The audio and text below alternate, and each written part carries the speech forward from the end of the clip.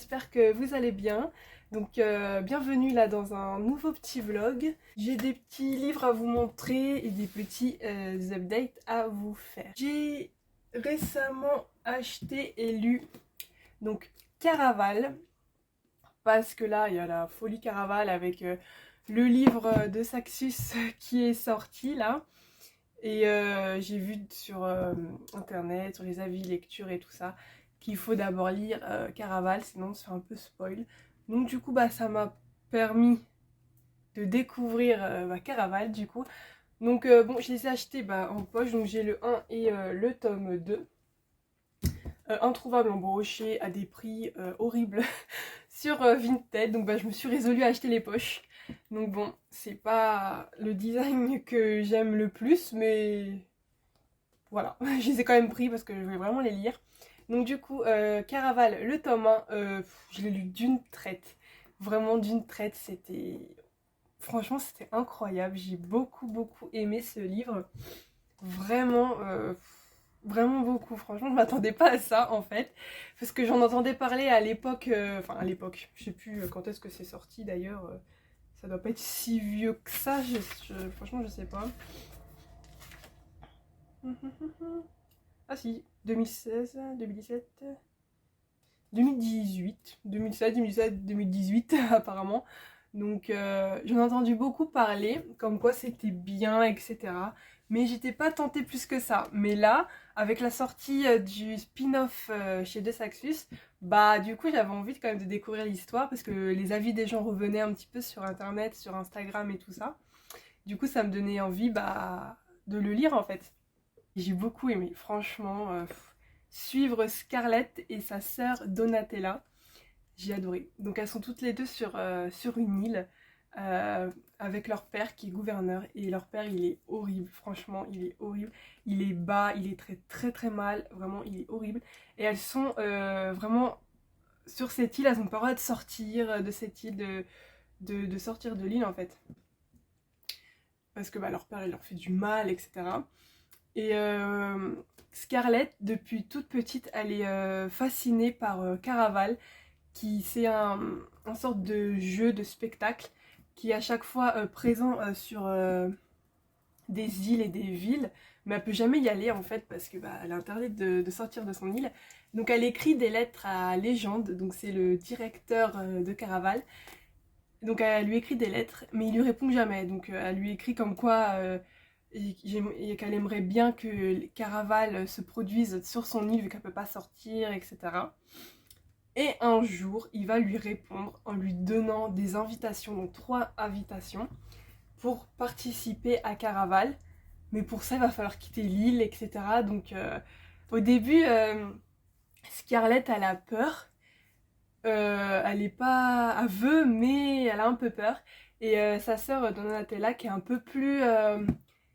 téméraire et un peu plus, pas courageuse, mais genre elle s'en fiche des conséquences, elle avait vraiment s'en aller de l'île et vivre libre en fait. Donc elle va vraiment persuader sa sœur de sortir de l'île et d'aller à Caraval. Et elles vont être aidées par un marin qui s'appelle Julian et qui va les emmener sur l'île des songes où se joue Caraval. Donc là ils arrivent sur l'île et dès qu'ils arrivent, en fait, Donatella, elle a disparu. Donc sa sœur va tout peu la trouver. Et là, le jeu Caraval commence avec des indices, supercherie, complot, magie. Et j'étais embarquée là-dedans. J'étais vraiment, ce jeu-là, c'est entrer dans le jeu. Rien ici n'est réel, tout n'est qu'illusion. Et vraiment, je me suis fait prendre au jeu. Je me suis fait berner. Au début, il y avait une révélation. J'étais là, oh ouais, je le savais et tout. Et en fait, pas du tout. La fin incroyable, tout le dénouement du jeu de Caraval, la magie. Tout ça, c'était vraiment incroyable. J'ai beaucoup aimé le personnage de Scarlett. J'ai beaucoup aimé la romance aussi qui est à l'intérieur. Mais vraiment, c'est pas qui se fier, est-ce que c'est vrai, c'est faux, les petits indices, etc. Et franchement, j'ai été surprise tout au long de ma lecture et c'était vraiment trop bien. J'ai beaucoup trop aimé parce que voilà, ça m'a surpris, m'a fait voyager, tout ça. Du coup, tout de suite après, j'ai commencé Legendary, donc le tome 2. Donc là, on est dans une autre ambiance. Enfin, c'est toujours Caraval et tout, mais là, déjà, on est du point de vue de la sœur, donc Donatella, par rapport aux événements du tome 1. Donc, je peux pas vous en dire plus parce que sinon, ça va spoil le tome 1. Mais au vu du tome 1 et ce qui s'est passé, là, c'est le dénouement de enfin, la suite de ce qui se passe dans le 1, en fait. Enfin, je peux pas trop vous expliquer sans ça spoil, mais voilà, on va suivre Donatella et tous les trucs qu'elle va devoir faire pour régler ses histoires et tout. Et il va y avoir aussi par rapport à leur mère qui a disparu. Et il va y avoir des autres petits éléments de magie. Donc vraiment, j'aime bien. Franchement, là, j'en suis à la page 357, là, déjà bien entamée. Donc là, il me reste ça, tout ça à lire, là. J'aime bien, toujours autant. Je préfère Scarlett, parce que Donatella, elle a un caractère un peu différent. Elle est un peu plus téméraire, elle a peur de rien.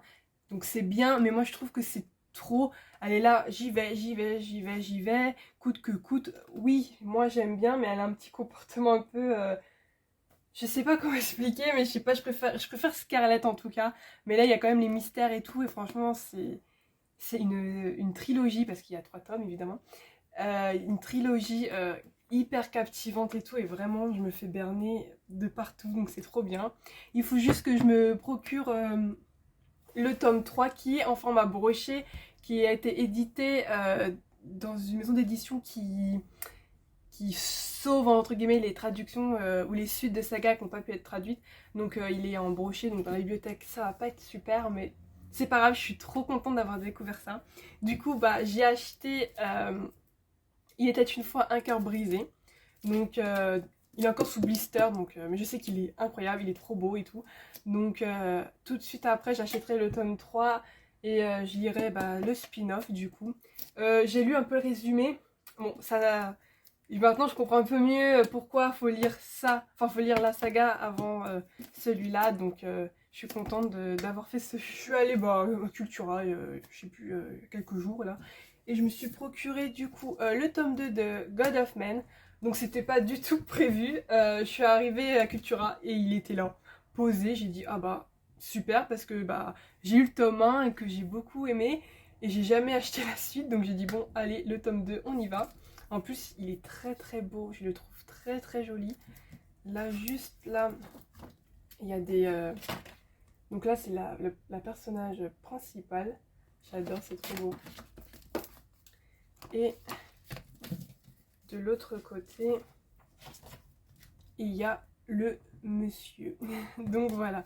Donc ça, si je peux vous le résumer, on va suivre Sable, qui est en fait une princesse d'un royaume, je sais plus le nom du royaume, et elle a de la magie. Donc, mais c'est de la magie un peu grâce à sa flûte. Mais dans ce monde-là, la magie, c'est pas bien, etc. Donc elle va devoir faire une quête pour empêcher qu'on la tue avec sa magie, qu'elle reste cachée, puis elle va rencontrer des gens qui vont l'aider parce qu'il y a des trucs obscurs qui arrivent. Enfin, en gros, c'est tout un truc de magie, obscurité.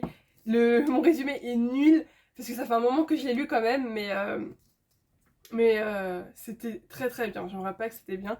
Et au vu du résumé du tome 2, on n'a pas vraiment besoin de se rappeler vraiment du 1, parce qu'on voit que c'est vraiment après ce qui s'est passé, je pense.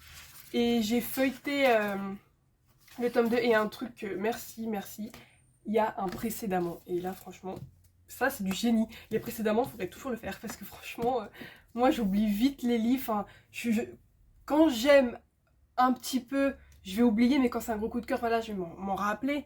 Mais c'est quand même les petits éléments clés que je vais oublier. Et franchement, les précédemment, il faudrait le faire tout le temps, parce que moi je lis le tome 1. Un an après, quand le 2 il va sortir, je vais attendre encore un peu, je vais le lire, mais je me souviens plus du 1. Et du coup là, je suis là, oh, est-ce que je le lis ou pas? Est-ce que je relis le 1? Est-ce que je le lis quand même? Et on verra bien si j'arrive à me remettre dedans. C'est tout un débat, et franchement, les précédemment, c'est la vie. J'ai acheté celui-ci, donc c'est Sirem et l'oiseau maudit. Donc ça, je sais pas du tout, j'ai pas vraiment lu le résumé, mais j'avais envie de le lire parce que la couverture me plaisait et que ça avait l'air cool. Franchement, voilà, il a l'air court, sympa. Donc j'ai dit allez, donc je vais voir un peu.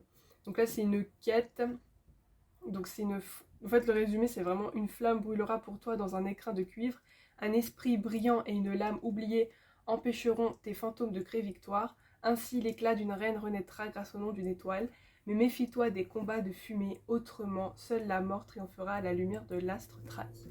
Donc on n'apprend rien en résumé, donc je sais pas du tout dans quoi je vais m'embarquer, mais vraiment j'ai trop hâte de le lire, donc voilà. Et le dernier est vraiment quelque chose: 6 couronnes écarlates. Mon dieu, il est trop beau. Ah, il est trop beau. Hop, les pages bleu turquoise comme ça. Il est magnifique, franchement. Il est vraiment magnifique. Donc voilà, il est trop beau. Je connais pas du tout. Me suis juste fiée aux avis des gens qui l'ont lu en avant-première, enfin, quand ils l'ont lu pour les services presse, mais vraiment. Une princesse en exil, un sort à briser, un empire à sauver. Moi, déjà, ça j'aime bien. Et j'avais lu aussi que il y avait des grues. Oui, c'est ça. La reine sans nom lui lance un sort. Elle transforme ses 6 frères en grues et l'avertit que pour chaque mot qu'elle prononcera, l'un d'eux mourra. Voilà. Voilà, ça, j'ai trop hâte de lire ça. Je sais pas pourquoi je l'ai tourné dans tous les sens. Mais voilà. Donc voilà pour ce petit début d'intro. Donc du coup, je suis dans Legendary, là, en ce moment. Et puis, bah voilà. Donc je vous dis à bientôt dans un prochain.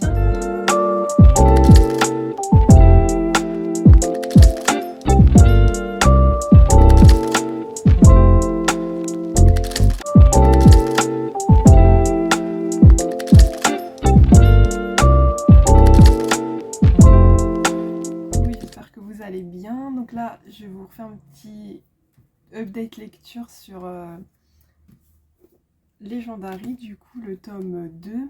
Donc bah, j'ai terminé. J'ai aimé ma lecture, mais bon, j'ai quand même préféré le tome 1, dans le sens où on suivait Scarlett, donc je préférais Scarlett. Là, dans ce tome 2, là, j'ai pas trop accroché à Donatella. Après, voilà, c'est comme ça. Mais j'ai quand même aimé vraiment l'univers encore, le dénouement du tome 2, tous les petits secrets, toutes les petites supercheries, le jeu et tout, c'était sympa. Du coup, c'était cool.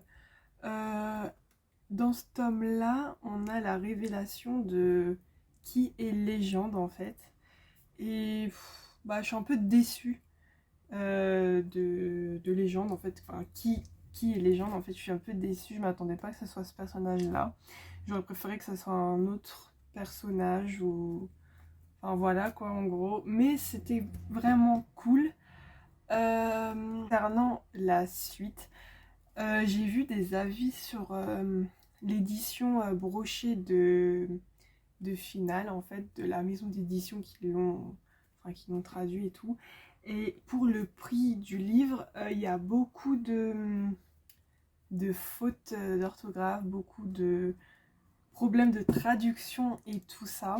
J'ai eu beaucoup d'avis négatifs par rapport à ça. Après, pour l'histoire, il y en a qui étaient contents de l'histoire et tout, mais vraiment, le problème, c'est la traduction, la mise en page, etc. Donc du coup, je sais pas du tout quoi faire par rapport à la suite. Donc j'ai regardé sur Vinted, mais il n'y a pas du tout en vente le tome. Enfin, il y a en anglais évidemment, mais il n'y a pas en français. Donc pour l'instant, je sais pas quoi faire du tout. Donc on va voir si je lirai la suite ou pas. Parce que j'ai quand même envie de lire Il était une fois un cœur brisé pour le personnage qui est dans le tome 2. Donc je verrai. Je vais voir si on peut lire sans le tome 3 ou quoi. Je regarderai ça sur Instagram, TikTok, tout ça. Et bah, je verrai ça. Donc ensuite, du coup, pour faire un peu une petite pause, j'ai lu La Nuit des Rois et des Reines. Donc c'est un roman graphique chez Hachette. Donc je vous montre un peu les petites planches. Donc j'ai trouvé les dessins et l'univers assez cool. Donc vous voyez là, voilà, il y a... Donc c'était cool, les petits dessins. C'était cool. C'est vraiment, on va suivre comment Elle s'appelle Vi, voilà. Vi, elle a un frère jumeau, Sébastien. Ils devaient aller dans dans le même école. Et au final, ils sont séparés. Sébastien, son frère, a préféré aller dans un autre internat que sa sœur. Du coup, sa sœur, elle se sent un peu délaissée, tout ça. Donc elle arrive dans cette école, mais il y a des êtres magiques, des fées, tout ça. Mais c'est pas très très bien expliqué. Je sais pas pourquoi il y a des fées, je sais pas d'où ça sort, pourquoi l'école est magique. On sait pas, il y a des humains dans cette école. En fait, on sait pas. L'univers par rapport à ça, c'est pas expliqué, donc c'est un peu dommage parce que ça avait l'air sympa. Mais en gros, il y a des fées. Je sais même pas s'il y a des vampires ou quoi, mais il y a des êtres surnaturels. Mais c'est pas expliqué pourquoi ils sont dans cette école, voilà. Donc ça, c'est dommage. Du coup, Vi, elle va dans l'école, elle se fait des amis, tout ça. Et il y a un petit club de chansons, de poèmes, et elle va rencontrer ce jeune homme ici, et elle va avoir un coup de cœur pour lui, sauf que lui, il est amoureux de cette fille-là, et la fille, elle est amoureuse d'elle. Donc voilà. Donc il y a une sorte de triangle, mais c'est très expéditif, en fait, c'est très rapide. Bah, c'est un roman graphique, il fait... combien il fait de pages? Il fait 150 pages à peine. Donc c'est très rapide, mais c'était quand même sympa. Les dessins étaient beaux, c'est queer, donc c'est vraiment c'est cool. Voilà, j'ai passé quand même un bon moment en compagnie de ces trois personnages-là. Ensuite, j'ai refait des achats, me tapez pas. Parce que là, en ce moment, il commence à faire beau, c'est le printemps, etc. Je suis plus trop dans le mood fantasy et je voulais lire des petites romances, des rom-coms, donc des romans contemporains, etc. Enfin, des romances contemporaines. Et j'en ai pas dans ma pile à lire, j'ai vraiment une pile à lire de livres fantasy, romantasy. Mais j'avais pas de romance ou autre. Du coup, j'ai été m'acheter 2 livres qui ont ce mood-là, en fait. Donc, j'ai acheté Royal Bodyguard. Donc, c'est en poche, donc c'est les éditions addictives. Donc, celui-là, c'est un MM entre un prince et son bodyguard, du coup. Et franchement, là, j'ai trop hâte de lire. J'ai vite fait lu les résumés. Donc, c'est le prince Léonard qui a le royaume à ses pieds. Et son bodyguard, donc son garde du corps, Nin, il va tomber un sorte de coup de foudre. Et du coup, il a perdu la mémoire, le prince. Et il sait pas qu'ils ont déjà eu un passé commun. Et le garde du corps, lui, il se souvient. Donc un truc comme ça, moi j'aime beaucoup quand le personnage principal, il oublie, il a perdu la mémoire et que l'autre sait ce qui s'est passé, qu'ils sont en couple et que lui il ignore. Du coup on va revoir leur rapprochement, etc. Donc j'ai trop hâte de lire ça là. Vraiment, j'ai trop hâte. Donc j'ai acheté Nos plus belles années, donc le roman chez Hachette. C'est sur 2 sœurs qui sont très fusionnelles, très complices et tout ça. Et il va se passer un événement qui va chambouler tout ça. Et du coup, on a au tout début